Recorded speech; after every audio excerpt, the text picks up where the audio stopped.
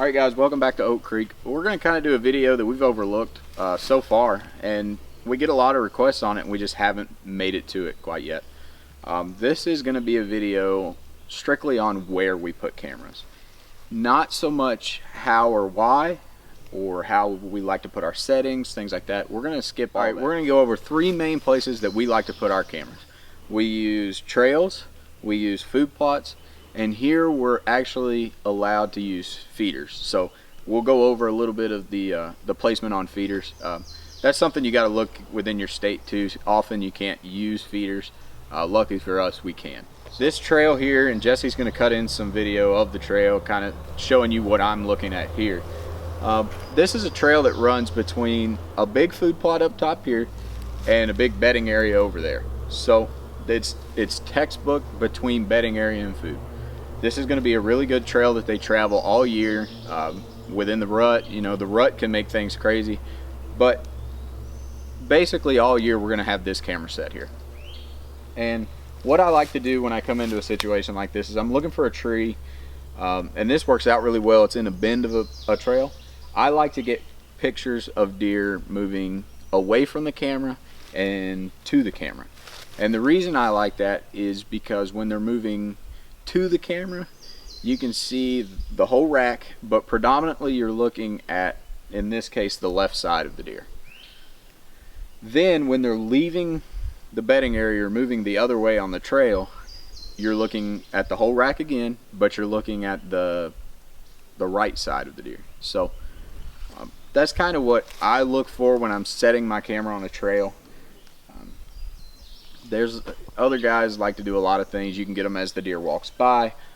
Predominantly, I'm going to set them so the deer has to walk right to it or straight away from it.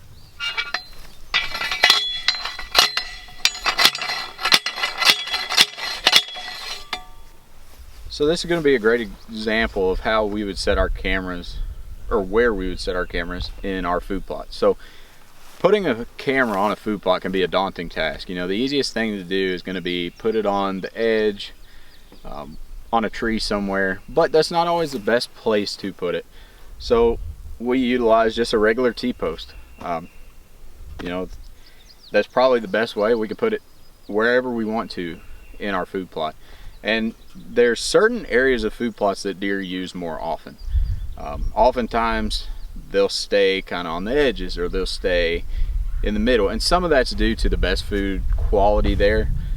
Some of that's also due to just pressure and where they feel comfortable. So something like this is going to be very inintrusive.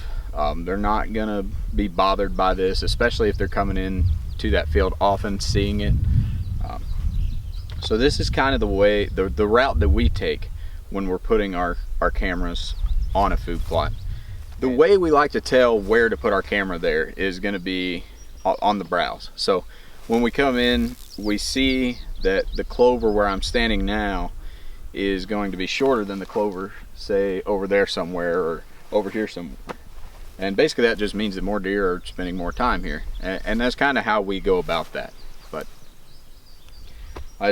we take a fairly simple approach to it. There's no reason to overcomplicate it. You can get caught up in needing deer to do this or needing deer to do that, but just keep it simple.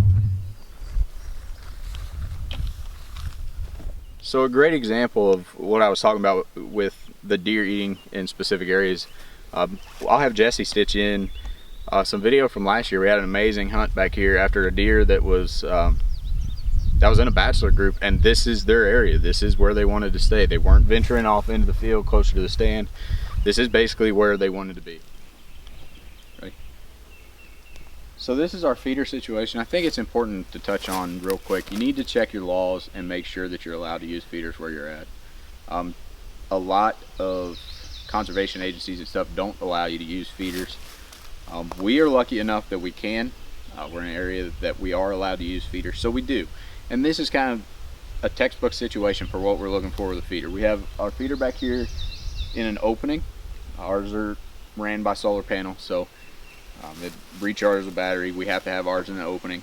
But we're going to put our camera a little ways away from the feeder and offset from the feeder. So we try not to get the feeder in the pictures. And the reason why is because if you have a deer that's standing at the feeder constantly eating, you're going to pick up a lot of pictures of that same animal. And you're going to fill your cards a lot faster, you're going to drain your batteries a lot faster. So we try to offset it a little bit. It just saves us some time. We don't have to go in as often to get the cards, change the batteries and things like that. But I just wanted to touch quickly on where we would put a camera for a feeder situation. The other two, the trail and the food plotter, are more of a realistic situation. It's more of where we spend most of our time putting cameras and checking cameras and things like that. So a feeder's a great tool, and if you can in your area, I highly recommend using one to help pattern your deer for the fall. So there's a couple other things that I wanted to add with where we like to put our food plots. The first is going to be, don't lose your cameras. There's too much technology out there. Like personally, I like to use Onyx just to keep track of everything. I keep track of all of our stands, all of our cameras, everything like that right on my phone screen. So don't lose your cameras. You work hard, they're not cheap, there's no use in losing them. The second thing is the rut. I think it's really important to touch on where to put cameras in the rut. Not necessarily where, but don't be intimidated by the rut. Your pictures are going to change during the rut. Deer start going willy-nilly, they're all over the place, you never know where they're going to be.